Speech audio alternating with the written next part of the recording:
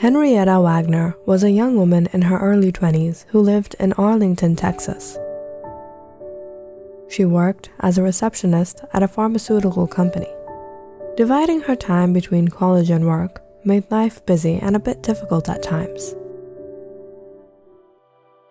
But when Henrietta found herself an affordable apartment in a small neighborhood and learned how to lower her expenses, she finally managed to make things flow smoothly in her life. It was during this time that Henrietta received news from a distant family member that the sister of her grandmother from her mother's side, Agatha Roth, had suddenly passed away. The person who had called Henrietta to inform her of the news told her that the death of her grandmother Agatha was so tragic. She had suffered a lot before passing away. Henrietta tried to remember the last time she had seen her grandmother's sister. She only had vague memories from when she was a child. Grandma Agatha lived in a grand mansion in Mandeville, Louisiana. Henrietta's mother wasn't so fond of her Aunt Agatha, and as a matter of fact, none of the relatives of the family were in any way close with Grandma Agatha. There was a lot of gossip that went on in the family about her. She was very well known for being somewhat creepy and eccentric. The whole family and others that knew Agatha all suspected she was up to no good. They said she was involved in black magic, and oftentimes they even accused her of being a witch. They all whispered amongst each other that inside Grandma Agatha's mansion were certain hidden things with which she performed her despicable rituals. But despite the fact that everyone in the family had harsh things to say about Grandma Agatha, it didn't hold her back from progressing. The woman was very successful and had acquired an immense amount of wealth over her lifetime. Henrietta had never actually visited her grandmother's sister or been to her mansion. The reason was because no one in the family, including her mother, dared to go to that mansion. They all feared Agatha Roth greatly, and it all started from a series of strange events that took place. Grandma Agatha was an ill-tempered woman, and she had a tendency of holding grudges against people. But what frightened everyone was that whoever happened to upset Grandma Agatha or get on her bad side somehow ended up getting harmed one way or the other. Like the time when Uncle Lewis had gathered the courage to talk to Grandma Agatha about something she was doing. Henrietta was young at the time, and she didn't understand what the matter of the argument was. But Grandma Agatha was highly offended that someone would meddle in her business. She cursed Uncle Lewis and insulted him before throwing him out of the house. It was in a matter of days that Uncle Lewis suddenly suffered a stroke, which paralyzed half of his body. It was shocking because Uncle Lewis had no history of heart diseases, or any other disease for that matter. The doctors couldn't figure what could have caused the sudden stroke, because not only was Uncle Lewis a healthy man, he was also very cheerful and always tried to stay positive. At last, they made the assumption that something must have tremendously frightened Uncle Lewis. And while Uncle Lewis was at the hospital, he struggled to speak, but he kept trying to say one thing. He was having nightmares where someone was warning him this would happen to him.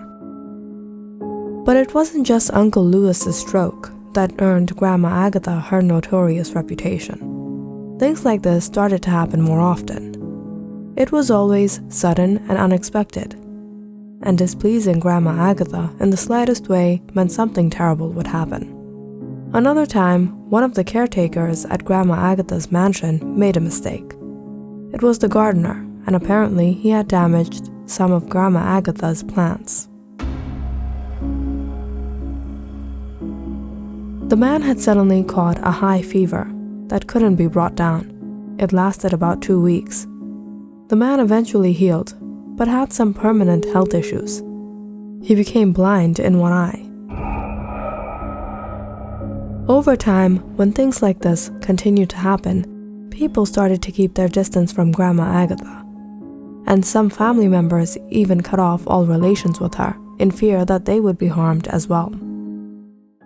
Henrietta didn't know if she should believe in the gossip or not.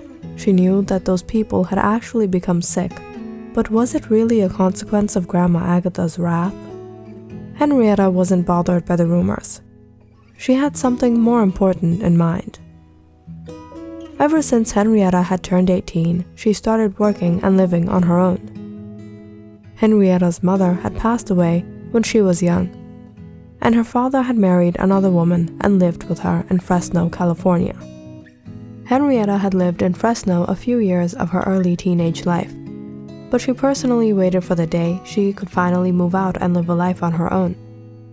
When Henrietta received news of Grandma Agatha's death, she hoped that she could claim some sort of inheritance from her, which would be a great financial help for her at the moment. So Henrietta took leave from work and traveled to Louisiana. When she got there, she met many of her relatives after a long time, some close and some distant. But they all had one thing to say, or rather complain about. They had all come for the same reason Henrietta had, and they were all disappointed that Grandma Agatha had left nothing for her family. But the question really should have been if Grandma Agatha ever had any family. Grandma Agatha had been a single woman for her entire life. She never got married or had any children. She had made a trust for all her property and some other arrangements for the rest of her wealth for when she would pass away. And she had made it clear that no one would receive anything from her. Despairingly, Henrietta walked down the long halls of the mansion. As Henrietta looked around, suddenly something brushed along her leg. She flinched and moved back, only to realize it was a cat. The cat had a collar on it. It was Grandma Agatha's cat. Henrietta always had a love for animals. She picked up the cat and cuddled it in her arms. She went to the drawing room where she found some of the caretakers. "Is this Grandma Agatha's cat?" "Yes, it is." "Who takes care of the cat now?" "Well, we take turns and manage." "I think this little cat will be better off with me. I'm taking it back with me. I'm sure Grandma Agatha would appreciate someone taking special care of it." "Sure, that will be of great help actually." Henrietta spent the whole afternoon at the mansion before packing her things and taking the cat with her. She was just about to walk out the door when one of the elderly caretakers of the house ran up to her. "Dear, hold on a minute. I've heard you've decided to take your grandmother's cat." "Yes, I'll take good care of it, I promise." "I'm sure you will, but I don't think it would be wise to take the cat. I mean, you know your grandmother was involved in many unusual things. She was wrapped up in many complicated things that I can't discuss out here at the moment. She never liked others prying through her affairs, and you already know she hasn't left any wealth for anyone in the family. I would advise you not to take the cat." "It's only the cat. I don't think Grandma would mind. I won't let anything bad happen to it." Henrietta didn't listen to the caretaker's warning, and she brought the cat back to Arlington. Henrietta took a lot of care of the cat. She stocked up on cat food and bought a litter and some toys. Things were going great. Henrietta enjoyed the new company. But one night, Henrietta's peaceful slumber was disrupted with a strange noise outside her room. Henrietta woke up and went out to see what the noise was about. She let out a shrieking scream when her eyes caught a horrendous sight. The cat was laying motionless on the floor. It was in a dreadful condition. There were long, thin marks all over the cat, as if someone had hit it with a stick. Henrietta was upset, and more than that, she was frightened. She couldn't make sense of how this could happen. Had a thief broke into the apartment? Who could have done this? The sight was so disturbing. Henrietta gathered her courage and cleaned up the apartment and disposed of the remains of the cat. She couldn't sleep the rest of that night. She tossed and turned in her bed, trying to figure who had done such an evil thing, and how he had done it in her apartment. Henrietta always made sure the locks were secure. There wasn't any sign of a break-in, nor was anything moved around her apartment. Nothing of the sort had happened in the building before. The next day went by awful. Henrietta was tired and drowsy. She couldn't wait to take some rest when she got back home. But when Henrietta finally dozed off at night,